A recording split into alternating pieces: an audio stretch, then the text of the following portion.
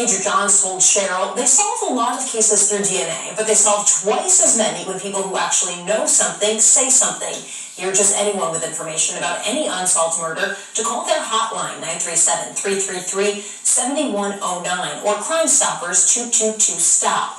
You heard him also talk about other unsolved murders of women around that same time Brenda Gaddis was killed. In Cheryl's digital extra on whio.com, you can see some of their names and where they were found. And now, your Storm Center 7 forecast. That's weather coverage you can count on.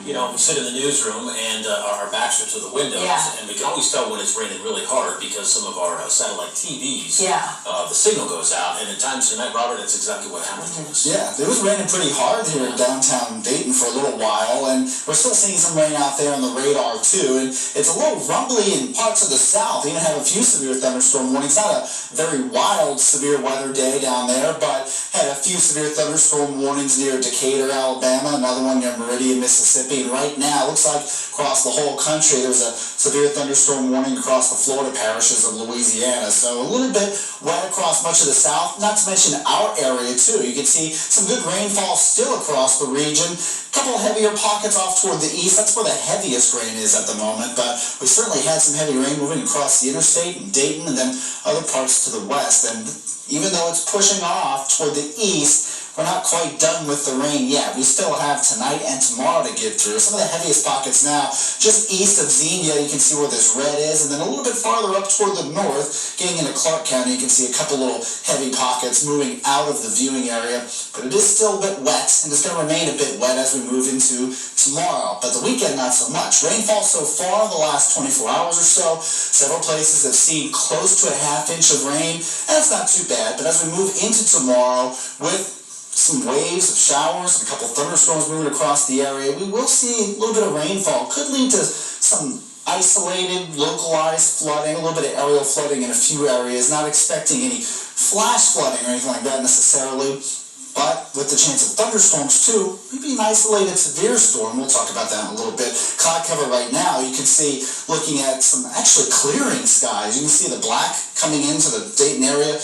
That's where we see some clearer skies, but it's surrounded by a lot of cloud cover. So we're going to be mostly cloudy moving into the overnight hours. And with that cloud cover, temperatures are a little bit cool, but they're not going to get much cooler than this with the cloud cover. You can see we're about 56 right now in Dayton. I don't expect us to get much cooler than this. And you can see not many places really budging far from that. 56 in Dayton, only 54 in Wapakoneta. It's a 2-degree difference there. So we're all right around the mid-50s. We're not that much warmer than yesterday either, just by a couple degrees or so. But we are trending warmer as we move into the next several days, and a lot warmer at that. You can see moving into at least Saturday and Sunday, we're still below average for this time of year. We're typically in the low 70s. So Sunday is a little bit close to typical for this time of year. 66 and 64, that's cooler. But look as we move into Monday, 78 degrees. Now, yesterday, we had the forecast for Monday, 80 degrees. But I think we're going to have to push that a little bit. You can see 83 on Tuesday, so we're still going to get there. And we're still going to have a few days in the 80s, but I think it's going to come a little bit later than what we anticipated. Regardless, I can tell you, moving into Saturday, while we may start off with a few showers, we're going to see some sunshine, and then that sun's going to stay with us for several days as temperatures are in the 80s. Let's take a look at the futurecast moving into tonight and into tomorrow. You can see the showers continuing a bit still here after midnight tonight, and then look at more coverage of rainfall. Moving into the morning hours, here's a look at 4 a.m. Some heavy pockets, sure, that's possible. And then you can see 5:30, just continuing. Good amount of rainfall across the region.